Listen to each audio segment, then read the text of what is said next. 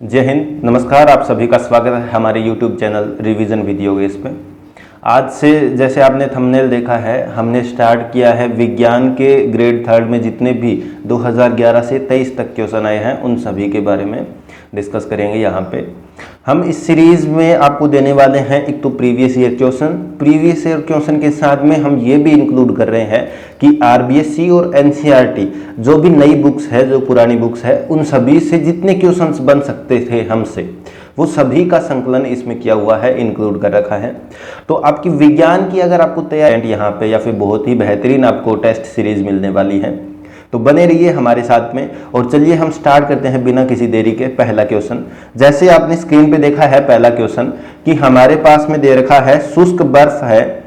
शुष्क बर्फ क्या होती है? तो शुष्क बर्फ जो होती है हमारे पास में वो क्या होती है? शुष्क बर्फ होती है वो कार्बन डाइऑक्साइड होती है। तो हमारे पास में डी ऑप्शन है इसका क्या है? राइट आंसर है। नेक्स्ट क्वेश्चन की अगर हम बात करें कि इलेक्ट्रॉन का द्रव्यमान कितना है, तो इलेक्ट्रॉन का द्रव्यमान आप सभी जानते होंगे, ये चीजें याद रखने वाली चीजें हैं। 9.1 इंटू में 10 की पावर -30 kg, ये हमारे पास में क्या है? इलेक्ट्रॉन का द्रव्यमान है। चलिए नेक्स्ट क्वेश्चन की अगर हम बात करें तो नेक्स्ट क्वेश्चन में हम देखते हैं कि निम्न में से ग्लूकोज का मूलानुपाती सूत्र क्या है। तो देखिए ये यहाँ पे थोड़ा सा याद रखने वाली बात है, इसने मूलानुपाती सूत्र पूछा है, ना कि अनुपातिक सूत्र सीधा। अगर हमारे पास में मूलानुपाती सूत्र पूछा है तो देखिए कार्बन 6, हाइड्रोजन 12 और ऑक्सीजन 6, ये हमारे पास में क्या होता है? ग्लूकोज होता है, ये ग्लूकोज होता है। पर ग्लूकोज का इसने मूलानुपाती सूत्र पूछा है, तो जब कार्बन 6 है तो हाइड्रोजन कितने हैं? 12 है और ऑक्सीजन में कितने हैं? 6। अगर मैं इस कार्बन को कर दूं 1 तो हाइड्रोजन हमारे पास में कितना आ जाएगा? 2 आ जाएगा और ऑक्सीजन भी हमारे पास में कितना आ जाएगा? 1 आ जाएगा। तो CH2O ये हमारे पास में क्या रहेगा? इसका मूलानुपाती सूत्र रहेगा। तो इसमें हमारे पास में कौन सा ऑप्शन है? तो हमारे पास में ऑप्शन नंबर सी इसका क्या रहेगा? सही आंसर रहेगा। चलिए नेक्स्ट क्वेश्चन की बात करते हैं। नेक्स्ट क्वेश्चन में हम देखते हैं कृत्रिम श्वसन में ऑक्सीजन के साथ में प्रयोग की जाती है। तो कृत्रिम श्वसन में ऑक्सीजन के साथ में हीलियम प्रयोग की जाती है, तो ऑप्शन हमारे पास में बी है जो इसका राइट आंसर रहेगा। अगले क्वेश्चन की बात करते हैं साथियों।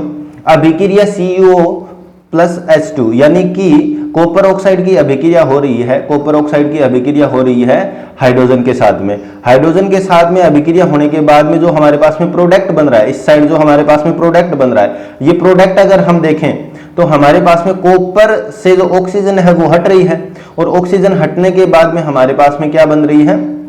हाइड्रोजन है वो ऑक्सीजन के साथ में जुड़ रहा है। इसका मतलब कॉपर का तो हमारे पास में क्या हो रहा है? कॉपर का तो हमारे पास में हो रहा है अपचयन और हाइड्रोजन का हमारे पास में क्या हो रहा है? ऑक्सीकरण, क्योंकि ऑक्सीजन हाइड्रोजन के साथ जुड़ रही है। तो हाइड्रोजन का ऑक्सीकरण यानी कि कॉपर का अपचयन। ऑप्शन नंबर 3 जो हमारे पास में है वो इसका राइट आंसर रहेगा। चलिए दोस्तों नेक्स्ट क्वेश्चन की अगर हम बात करें, ये जो क्वेश्चन है 2018 में LDC 2018 में आपको देखने को मिलेगा। ये LDC 2018 में आपको देखने को मिलेगा। इसमें ये बोला जाता है कि जो मोमबत्ती जलती है उसमें कौन सी एक्टिविटी हो रही है? फिजिकल प्रॉपर्टी में चेंज हो रहा है या केमिकल प्रॉपर्टी में चेंज हो रहा है? तो हमारे पास में देखो मोमबत्ती, जो मोम जल रहा है तो मोम पिघल रहा है, यानी कि उसकी शेप में चेंज हो रहा है। जो सॉलिड स्टेट में था उसकी शेप में चेंज हो रहा है, तो फिजिकल स्टेट तो डेफिनेटली चेंज हो ही रही है।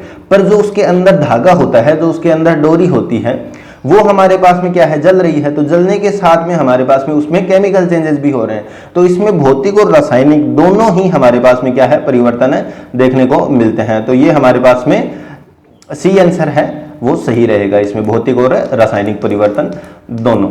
नेक्स्ट क्वेश्चन की बात करें, रसायन विज्ञान का जनक किसे कहा जाता है? तो रसायन विज्ञान का जो जनक है लेवोसियो को कहा जाता है।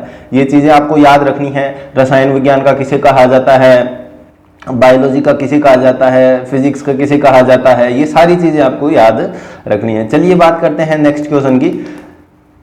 नेक्स्ट क्वेश्चन में अगर हम देखें तो दूध का दही के साथ जमना, दूध का दही के साथ जमना हमारे पास में क्या है? तो दूध का दही के साथ जमना हमारे पास में एक रासायनिक परिवर्तन है।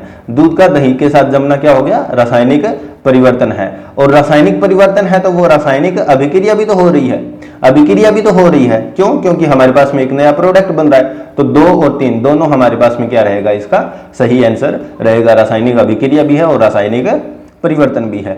चलिए नेक्स्ट क्वेश्चन की अगर हम बात करें कि वे अभिक्रियाएं जिनमें ऑक्सीजन या विद्युत ऋणात्मक तत्वों का संयोग करता है कहलाती है। देखिए, जिनमें ऑक्सीजन जुड़ता है, ऑक्सीजन पे हमारे पास में क्या चार्ज रहता है, नेगेटिव चार्ज रहता है। अब ये हमारे पास में किन के साथ जुड़ेगा, इसके पास नेगेटिव चार्ज है तो ये कभी भी नेगेटिव वाले के साथ नहीं जुड़ेगा। ये किसके साथ जुड़ेगा, जिसके पास में क्या है, पॉजिटिव चार्ज है।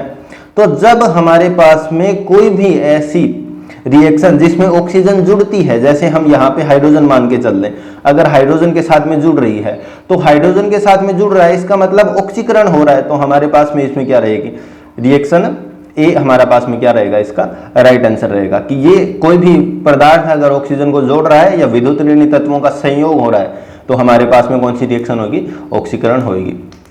नेक्स्ट क्वेश्चन की अगर हम बात करें, निम्न में से रासायनिक परिवर्तन है, तो रासायनिक परिवर्तन इसमें से कौन सा है, कांच का टूटना भौतिक परिवर्तन है, पानी का जमना भौतिक परिवर्तन है, लोहे पर जंग लगना ये हमारे पास में रासायनिक परिवर्तन है। जैसे हम Fe को इन्वायरमेंट की ऑक्सीजन के साथ में रिएक्ट करवाते हैं तो Fe2O3 जैसे प्रोडक्ट हमारे पास में बनते हैं, या FeO3 ऐसे इस तरीके से हमारे पास में क्या है, प्रोडक्ट बनते हैं। तो जो हमारे पास में लोहा है या फिर खिड़की जैसे होती है, तो खिड़की पे जब जंग लगता है, खिड़की पे जंग लगता है, जब रस्टिंग होती है तो रस्टिंग वाली जो रिएक्शन है वो हमारे पास में फिजिकल चेंज भी हो रहा है और इसमें केमिकल चेंज भी हो रहा है, और ये परिवर्तन रासायनिक परिवर्तन ही है। तो नेक्स्ट हम अगर बात करें हमारे पास में क्वेश्चन की, तो रासायनिक अभिक्रिया की गति को परिवर्तित करने वाले तत्व कहलाते हैं। देखिए, एक तो रासायनिक अभिक्रिया होती है, एक तो होती है रासायनिक अभिक्रिया और एक होती है जैव रासायनिक अभिक्रिया। कौन सी, जैव रासायनिक अभिक्रिया।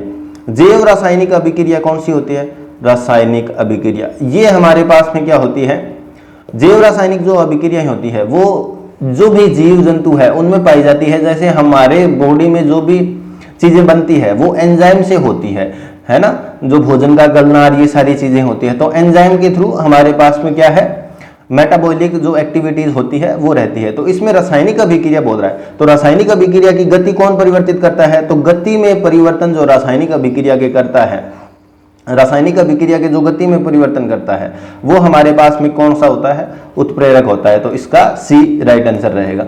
नेक्स्ट क्वेश्चन की अगर हम बात करें, जो उत्प्रेरक जैव रासायनिक अभिक्रिया की गति को बढ़ा देता है। देखिए, जैव रासायनिक पूछा है तो हमने अभी बात की थी कि हमारे पास में जो एंजाइम होता है वो जैव रासायनिक अभिक्रिया की गति को क्या कर देता है, बढ़ा देता है। निम्न में से कौन सा परिवर्तन उत्क्रमणीय है, एक तो होता है उत्क्रमणीय और एक होता है अनुत्क्रमणीय। जो हमारे पास में उत्क्रमणीय प्रक्रम नहीं है यानी कि अनुत्क्रमणीय प्रक्रम है, एक बार कोई चीज बन गई, जो प्रोडक्ट बन गया तो वापस क्या नहीं जा सकता, जो रिएक्टेंट पोजीशन थी, जो रिएक्टेंट स्टेट थी उसमें वापस नहीं जा सकता है। जैसे अगर हम बात करें जल की, तो जल हमारे पास में अगर बर्फ बन गया तो बर्फ से वापस हमारे पास में टेम्परेचर कम कर दो और वापस किस में आ गया, जल में आ गया। पर ऐसी जो रिएक्शन होती है वो हमारे पास में उत्क्रमणीय रिएक्शन होती है। इसने पूछा है अनुत्क्रमणीय यानी कि उत्क्रमणीय नहीं है, तो पानी का जमना उत्क्रमणीय है, शक्कर का घुलना भी उत्क्रमणीय है, दूध से दही बनना, एक बार दूध से अगर दही बन गया तो भाई साहब वापस दूध नहीं बन पाएगा। तो ये हमारे पास में दूध से दही का जमना ही क्या है, अनुत्क्रमणीय अभिक्रियाएं हैं। चलिए नेक्स्ट रिएक्शन पे बात करते हैं, नेक्स्ट क्वेश्चन पे बात करते हैं। उत्प्रेरक की उपस्थिति किसी रासायनिक अभिक्रिया के वेग को, देखिए उत्प्रेरक की उपस्थिति है वो रासायनिक अभिक्रिया वेग को क्या कर देती है, परिवर्तित कर देती है। क्या करती है, परिवर्तित। तो परिवर्तन में हमारे पास में आता है कि वो बढ़ा भी सकती है और वो घटा भी सकती है, दोनों ही काम कर सकती है, बढ़ाने और घटाने का। तो हमारे पास में ऑप्शन नंबर 3 है वो इसका क्या रहेगा, राइट आंसर रहेगा। अगले क्वेश्चन की अगर हम बात करें, यदि किसी क्रिया में कोई उत्पाद उत्प्रेरक का कार्य, उत्पाद ही उत्प्रेरक का कार्य कर रहा है यानी कि प्रोडक्ट ही है वो उत्प्रेरक का काम कर रहा है, तो हमारे पास में क्या होगा, इसमें स्वयं उत्प्रेरक होगा, खुद ही क्या बन रहा है, उत्प्रेरक बन रहा है। तो चलिए नेक्स्ट क्वेश्चन की अगर हम बात करें कि परमाणु में प्रोपेन का जो आणविक सूत्र है C3H8 है, इसमें कितने बंध होते हैं, तो हमारे पास में देखिए जो C3H8 है, C कितने, 3। तो कार्बन की आपको ये पता होनी चाहिए कि कार्बन की जो संयोजकता होती है, जो कार्बन की संयोजकता होती है वो कितनी होती है, 4 होती है, यानी कि 4 बॉन्ड बना सकता है ये अपने साथ। तो इसमें अगर हम अब काउंट करें तो पहले के साथ में 4, दूसरे के साथ में कितने हुए, 2, क्योंकि ये इसके साथ काउंट हो गया, तीसरे के साथ भी कितना हो गया हमारे पास में 4, 4 और 4 8 और 2 10, तो 10 सहसंयोजक बंध, यानी कि हमारे पास में ऑप्शन 2 नंबर है वो सही आंसर रहेगा, 10 सहसंयोजक बंध।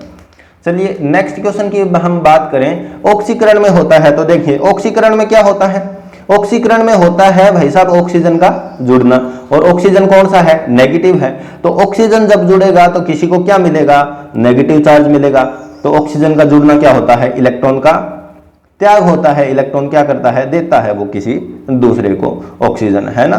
तो नेक्स्ट क्वेश्चन की अगर हम बात करें तो देखिए, अभिक्रिया CuO कॉपर ऑक्साइड की हाइड्रोजन के साथ में करते हैं तो कॉपर प्लस में H2O बन जाता है, तो ये कथन हमारे पास में सही है। देखो कॉपर का हमारे पास में इसमें क्या हो रहा है, ऑक्सीकरण, ये अपचयन हो रहा है, क्योंकि ऑक्सीजन जो थी इसके साथ में वो क्या हो गई, हट गई है, ऑक्सीजन हटने के बाद में हमारे पास में क्या बन रहा है, नया प्रोडक्ट बन रहा है, तो इसमें जो हमारे पास में है कॉपर का अपचयन हो रहा है, ऑप्शन नंबर जो 1 है वो इसका क्या रहेगा, राइट आंसर रहेगा। नेक्स्ट क्वेश्चन की अगर हम बात करें, क्लोरीन में बुझे हुए चूने के साथ प्रतिक्रिया करके बनाती है, तो ये हमारे पास में ब्लीचिंग पाउडर बनता है। ये आपको क्वेश्चन देखने को मिलेगा 10th क्लास की साइंस की बुक में। ये जो भी जितने क्वेश्चन हैं आपको मोस्ट ऑफ साइंस की क्लास 10th की बुक्स में मिल जाएंगे। जैसे चैप्टर है अभिक्रिया के नाम से, एक रासायनिक अभिक्रिया के नाम से या रासायनिक परिवर्तन के नाम से, उसमें आप देख सकते हैं।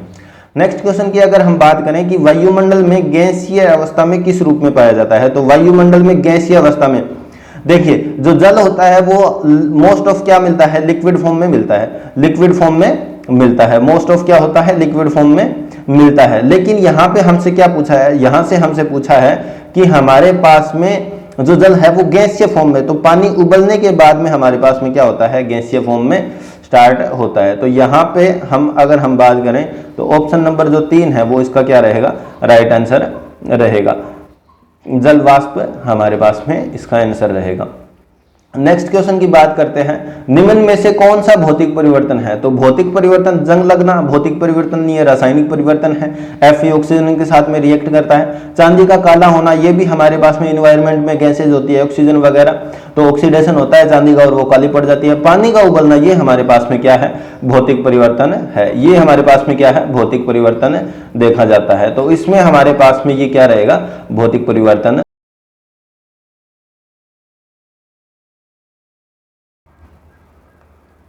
तो चलिए दोस्तों आज के लिए इतना ही।